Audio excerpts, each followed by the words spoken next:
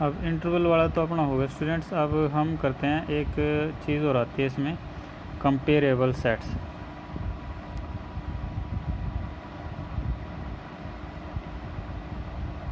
Comparable sets का मतलब क्या होता है, जैसे हमने अभी सब सेट्स की है, अभी हम कहते हैं कि भी जैसे एग्जांपल ले लेते हैं हम, ए हमारे पास क्या है 1 2 3 4 है, और बी हमारे पास क्या है 1 2 3 4 5 6 7 है।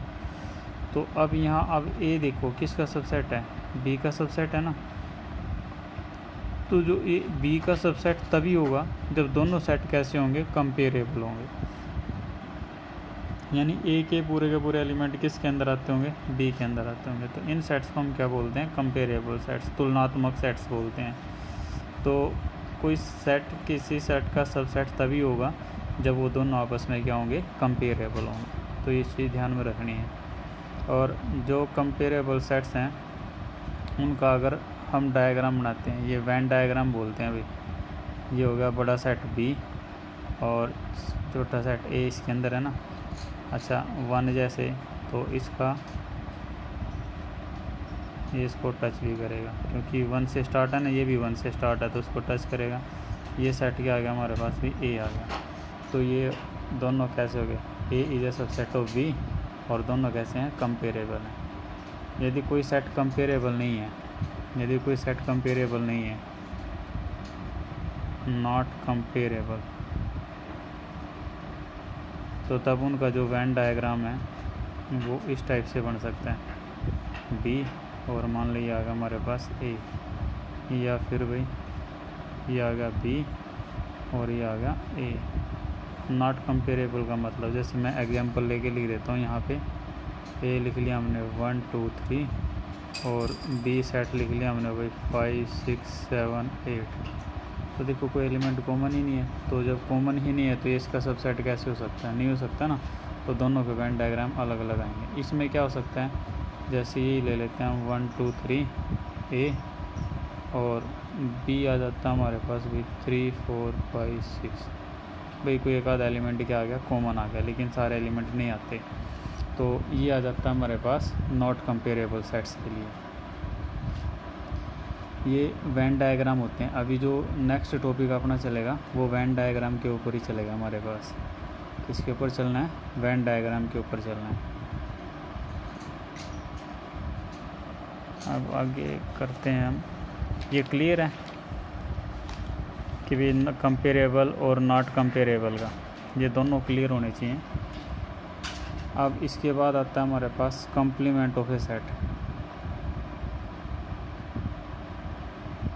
Complement of a set, complement of a set का मतलब क्या आ गया, जैसे हमारे पास हमने कोई सेट ले लिया, यूनिवर्सल सेट ले लिया।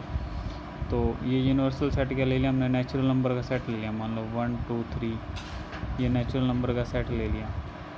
और कोई सेट ए लिया हमने, वो ले लिया कितना भाई 1 2 3 और अप टू कहाँ तक ले लिया हमने भाई 10 तक ले लिया।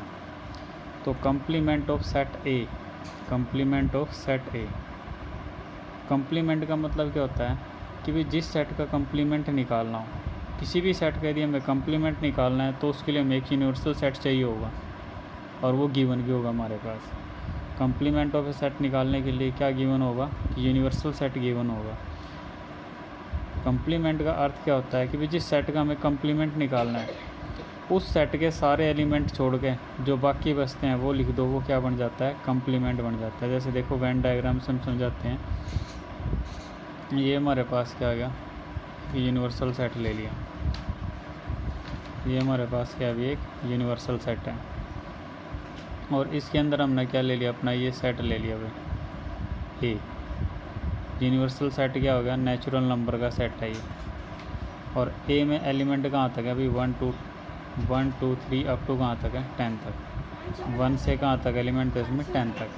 तो हमें अब क्या चाहिए, ए का कम्प्लीमेंट चाहिए। तो हमने अपने यूनिवर्सल सेट में से इस ए को छोड़ देना है, बाकी जो एलिमेंट बचते हैं इस ए को छोड़ के, तो वो क्या कहलाएगा, ए का कम्प्लीमेंट कहलाएगा। यानी कि जो ए कम्प्लीमेंट है वो ए कम्प्लीमेंट को हम ए डैश से ऐसे डिनोट करते हैं, ये कम्प्लीमेंट का साइन होता है।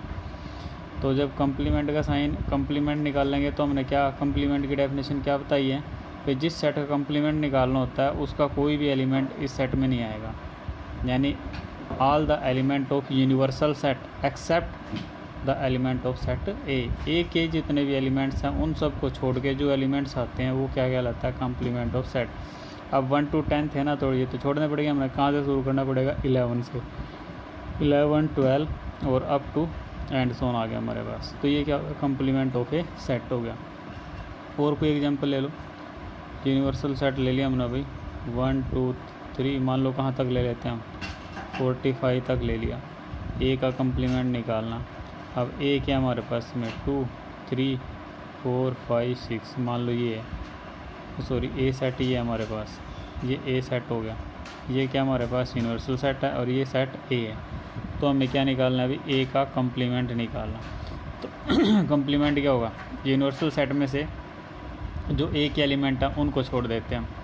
तो छोड़ो भाई, कितना आएगा 1 तो लेना पड़ेगा क्योंकि यहाँ से क्या क्या छूटेंगे 2 3 4 5 6, तो 2 3 4 5 6 छोड़ दे तो क्या आएगा 1 7 8 9 और अप टू कहाँ तक आ गया हमारे पास भी 45 तक। तो ये आ जाता है हमारे पास भी कंप्लीमेंट ऑफ ए सेट। और इसको वेन डायग्राम से समझना भी बिल्कुल आसान है।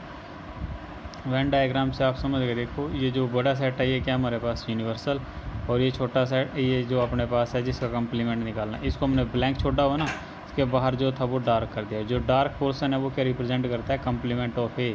इसका ब्लैंक का मतलब क्या है, अभी इसके जो एलिमेंट्स थे वो हमने इसमें छोड़ दिए, इसके जो एलिमेंट्स थे वो एलिमेंट्स हमने इसमें छोड़ दिए, तो इसका ये मतलब है हमारे पास।